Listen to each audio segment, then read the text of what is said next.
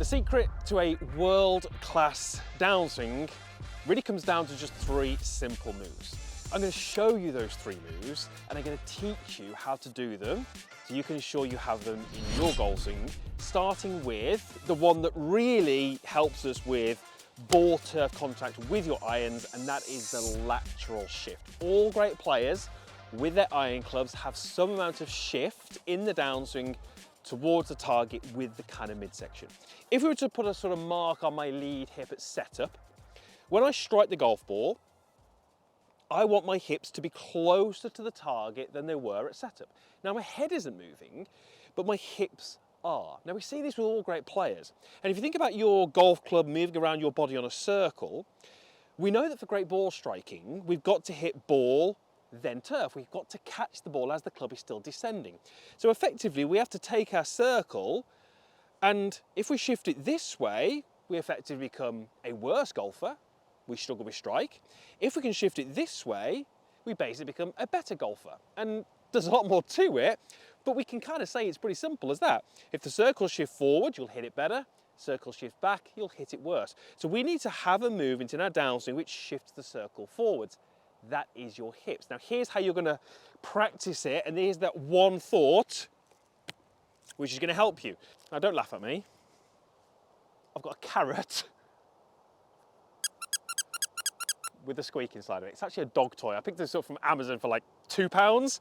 You don't need this, but something like this is actually really, really good to use. And here's what you're gonna do. You're gonna take an alignment stick and you're gonna pop it through your belt loops. Then what I'm gonna do is I'm gonna take my setup to my golf ball, and I'm just gonna take my lead foot, I'm just gonna move it a little bit inwards and place the squeaky carrot where my lead foot would be. Now, from the top of the golf swing, the last thing I want to do is think about pushing or bumping my hips forwards.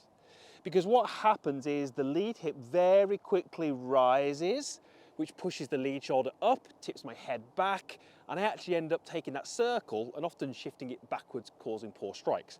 So here's what I'd love you to do. You're going to make a backswing, and as you complete the backswing, I'm going to try and make that toy squeak as I keep this end of the alignment stick lower than this end. Let me show you what that would look like. Take a setup, backswing, make that squeaking noise. I don't know if the microphone picked it up, I certainly heard it. And there's the start of my downswing. Now on that one it might be a little bit exaggerated, which is fine as a rehearsal. We're trying to create these movements. But look what's present. This side is lower. That's really, really key. I've built pressure through my lead side because I can sort of feel my sort of foot pushing through that squeaky toy, and I got that audible feedback. What that's doing is it's essentially taking that circle that you swing on and shifting it, as you said, forwards and slightly down. That's what great players do. And if you're looking for a perfect downswing or a better downswing, better strikes with your irons, that is absolutely key. That pressure that you've got under your lead foot allows us then to make our second key move, which is some rotation. Good downswings have shift, but they also have rotation. Think of it really simply. We start with our body effectively facing the golf ball. We make a backswing and we turn our body away from the target, and in the downswing we turn our body back towards the target. So there is turn or rotational pivot in the golf swing. I want to teach you a really simple way of kind of getting this to happen correctly in your downswing. We've got now this pressure through this lead side. Here's what you need to do. Take a golf club, place it just on your hips, and almost pull the club kind of back into you. Now, we don't want to learn our rotation from here, because this is similar to my setup position. We want to learn and feel what our rotation is from our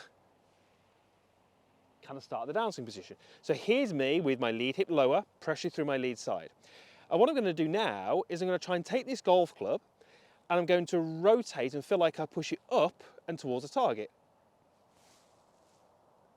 This way. Notice what my legs did. My lead leg is pretty straight. My right leg is pretty straight. And my heel has lifted. So what I was actually doing from this sort of position here where I've got this pressure through this lead side is I'm taking my hips, I'm pushing them up as I rotate, and I'm going to feel like I'm pushing away from the ground. That's the key. Rotation isn't done on this perfectly kind of horizontal plane. When we rotate, we also want to feel as if we're pushing up away from the ground. And we can measure this. We know this is what the best players in the world are doing. They aren't simply just rotating through the golf ball. They are rotating with upward pressure, upward movement away from the ground. So, pressure, turn and push. What is the third thing that you need in your downswing that world-class golfers have? Well, let me show you. I'm going to go up to the top. There's the top of my backswing. I'm going to hold my lead arm and I'm going to make those two movements that we just described. There's my pressure shift. There's my rotation. I'm nowhere near the golf ball, even though I've got those two things that we've discussed. So what do I need to hit the golf ball? Well, I need my arms to basically move back down towards the ground. Because in the backswing, relative to my chest, they moved up. My arms in the backswing had an upward movement. So I need them to do the opposite on the way down.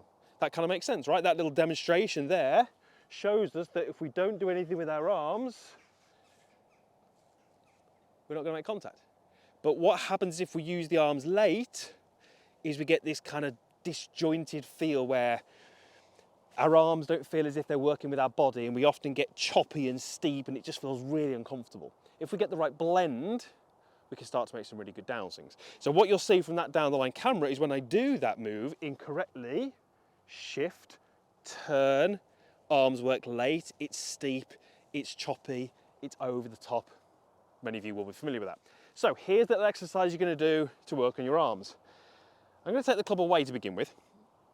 So I want to show you what this looks like. I'm going to take this. This is an alignment stick cover. You can grab something that's similar. Something that's about this length and thin is ideal. I'm going to go under my lead arm.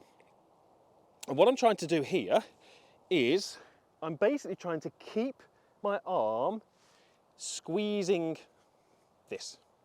But as I swing down, I'm effectively, if I put my finger here, trying to slide my arm down this alignment stick cover. And hopefully you can sort of see that there. I'm not keeping my arm pinned to the top here. As I swing down, I'm letting my arm sort of slide down my chest. So the way we can think about that is in the backswing, the arm is going up this way. In the downswing, it's going back, but it's staying against me. It's not coming off my chest in this fashion. So if I bring a golf club in and show what that looks like,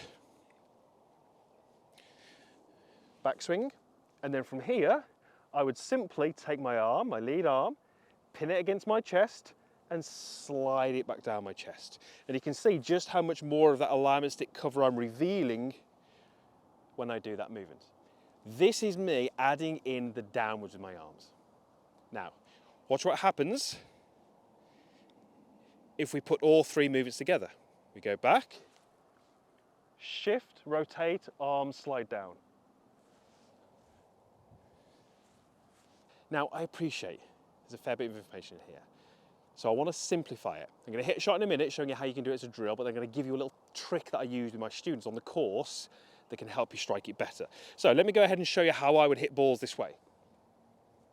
Set up, alignment stick is in place.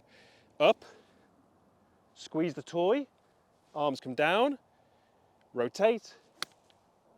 It was a drill, but you know what? That's a perfect downswing. You have literally got everything that you need there to hit perfect golf shots. That was a drill. Start off like that, and then here's what you're going to do on the course next time you play. Out on the golf course, when you're faced with shots into the green, it's difficult to think of everything we've just gone through. I appreciate that. So here's what I would encourage you to do on the golf course. We spoke at the start of that video about the circle and how shifting it forwards helps us with ball striking. And we kind of said the more forward it is, the better you'll play.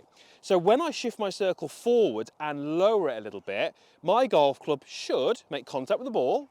It should then continue into the ground, have the low point target side of the ball, and I should get a divot. Now that will depend on the club I'm using, the conditions of the course, but essentially that's the concept. So rather than on the golf course thinking of all those three things, that's more for the driving range, what I would have you do is take a setup and actually just visualize the low point of your swing. which as we said is target side of the ball and actually underground. So you can't see it because it's underneath the ground. But I love doing this on the course. It helps me and I really think it will help you. So when I set up here, I'm visualizing that point and that will help me avoid movements that shift my circle back or movements that raise my circle, because that wouldn't make sense if I'm trying to hit to my point. So when I hit this shot, I'm thinking about a point 2 to 3 inches in front of the golf ball and underground.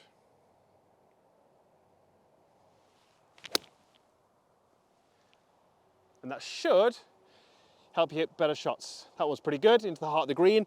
And you can see there, didn't actually get a divot if you look at that, but I did contact the ground after the golf ball. That's the key thing. Ball was there. That's where I made my low point. That's how you become a great ball striker. That's a great little trick that you can do next time you play.